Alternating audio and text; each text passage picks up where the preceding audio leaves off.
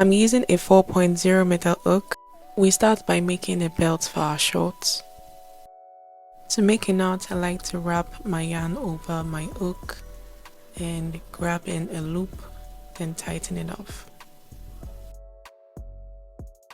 I'm going to chain 9,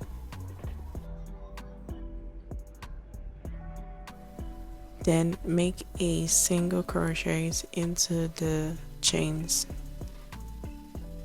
I actually skipped the first chain, so if you're counting your single crochets on the 9 chains, you're going to be having 8 single crochets.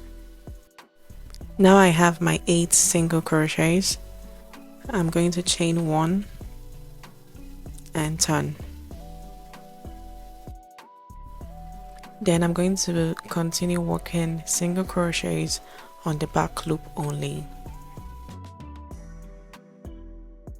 The back loop of the stitches, when you look at your stitch, you can see like a V stitch, but you're working like at the back of those V stitches, the back loop. So that is where we're making our single crochets. When you get to the 8th single crochet, you're not going to go to the back loop, you're just going to insert your hook into the single 8th crochet and just complete it with a single crochet. You're not going to work a back loop at the 8th single crochet. So then you're just going to go back and forth. When you get to the 8th one, you make a chain 1 and you continue with the back loop and you make a very long belt. You're going to make a very long belt that you are sure that is going to wrap around your hips or the client's hips that you are making it for. Like a very long belt that you know it's going to wrap around your hips area. You can also measure and sew it to be sure that it is very long enough. So now we're going to be joining it together at the other end. I'm going to be making a single crochet and I'm going to be weaving the hand so that I don't have to do that later.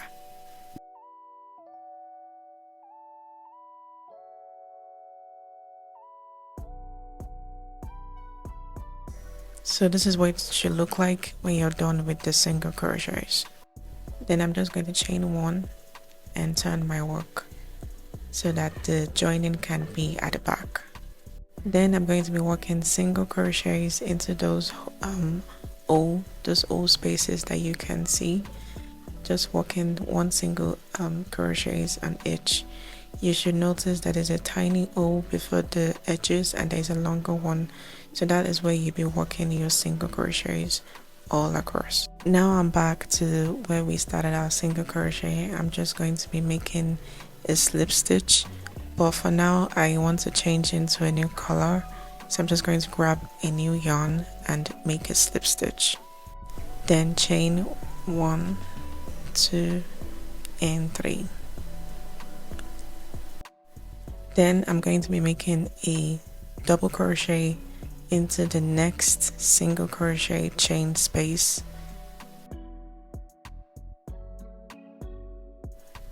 And chain 1.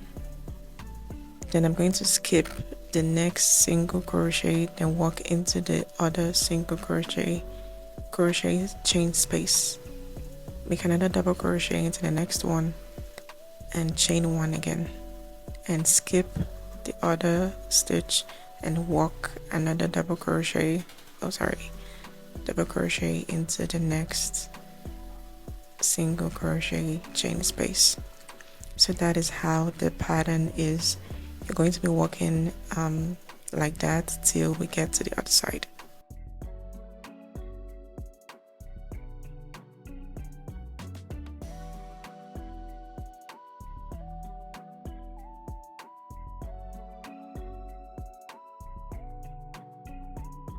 So now you're going to be working a slip stitch into the top. You know, we made 3 chains to make a double crochet, so you're going to be making a slip stitch at the top, 3 chain.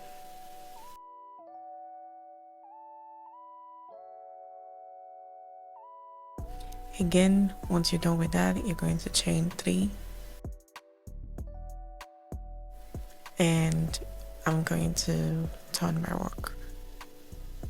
Now we are just going to continue following the pattern. Now we are supposed to make a chain or a double crochet, but you're just going to complete or follow whatever pattern that you have right in front of you, so that you can have an accurate pattern stitch. So again, I'm back at the beginning, and I'm going to make a double crochet into that space.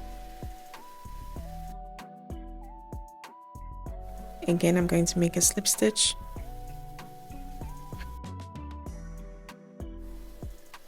Now you see that the pattern is accurate.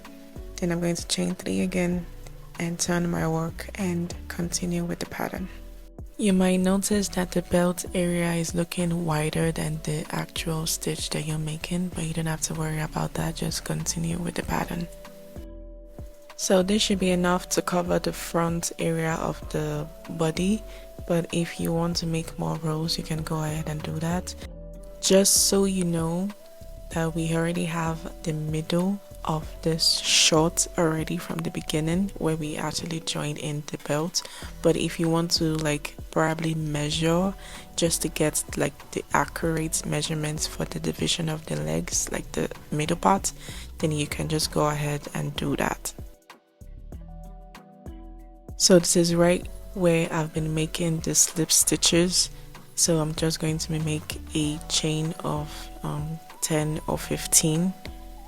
In case you want an high waist short, you can just go ahead to make more chains, but I think 15 or probably 20 in case of if you're in the bigger size, then that should be enough. So I'm just going to work one more chain because I think I just work one more chain. So then I'm going to join at the other side. So I'm just going to go into in between those double crochet right on that spot. And of course I'm supposed to make a slip stitch, but I just want to change color, so I'm just going to grab my new color of yarn and do that. So this is how it looks like. Again, as always, I'm just going to chain 3 and continue as we've been doing.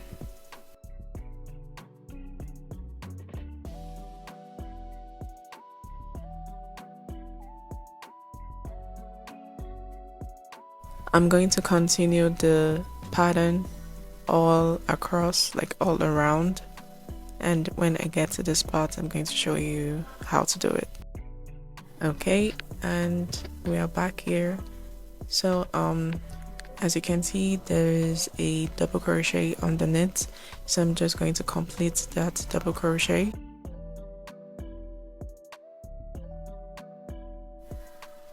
And now that that is complete, for this chain that we made, you're going to be mindful of it, so you need to choose if you're working at the back or you're working at the front. For myself, I think I'm going to be working at the back because that is what is facing me. For this part where we made our slip stitch, you might, if you're not changing in colors, I think it should be okay, but I'm just going to make a knot.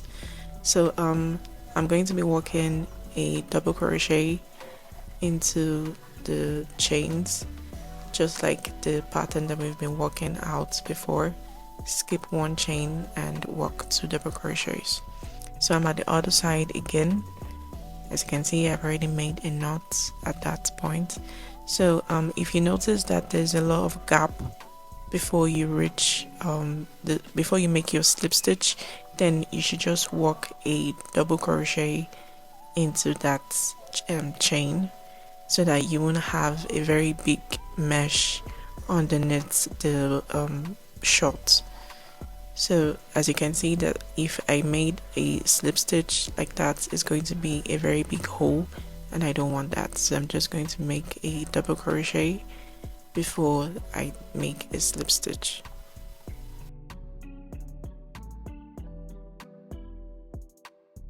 So again, I'm going to chain 3 and I'm going to turn my work. So I'm just going to be working back and forth for this leg area. Now I'm done with one leg. I'm going to start with the other leg. I'm going to be starting the other side of the leg at the side. I won't be starting at the point where we made the slip stitch the other time. I'm just going to start at the side so that it can be much easier for me to stitch and much easier for me to do. I'm going to insert in a fresh yarn and chain 3 and continue with the pattern. You don't have to like turn this time around. If you don't want to, you don't have to, but yeah, so you are just going to continue with the pattern as we've been doing before.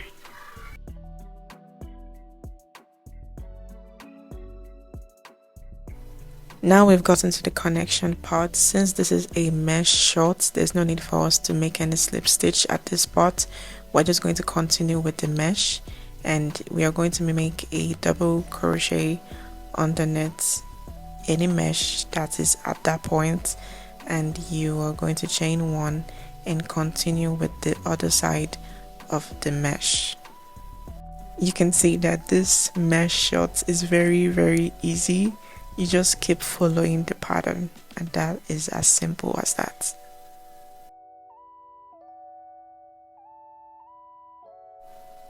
Again, I've gotten to the other side of the other leg where we're supposed to join in. I'm going to go ahead again, make another double crochet, chain 1, and as you can see, there's still another double crochet underneath right there.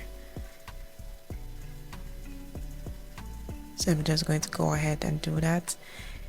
Why that point is looking like that is because I made a slip stitch and I was changing color, so that is why it's looking a little bit rough, but it's not going to be rough after I've done everything. So again, I'm going to be making another double crochet and mesh into that space before continuing the mesh at the other side, as you can see, because if I'm to go to the other side where I have the mesh, it's going to make a very big hole at the bottom of the short, and we don't want that. So like I said earlier, anywhere you see that is going to be making a very big hole, just make sure you make a mesh at that point and just continue with your work. So yeah, this is how our short is looking like. This is where we made the chains and the joining. Just make sure to put all your ends at the back, and then you make a knot in each of it so that your work can be very neat. For the belt, just make a very long chain. I like to go at the top, not in the middle like this, because it's not really professional. So just go at the top where you want to put your belt, and your short is ready. Thank you so much for watching. I hope this tutorial was very easy. Thank you so much.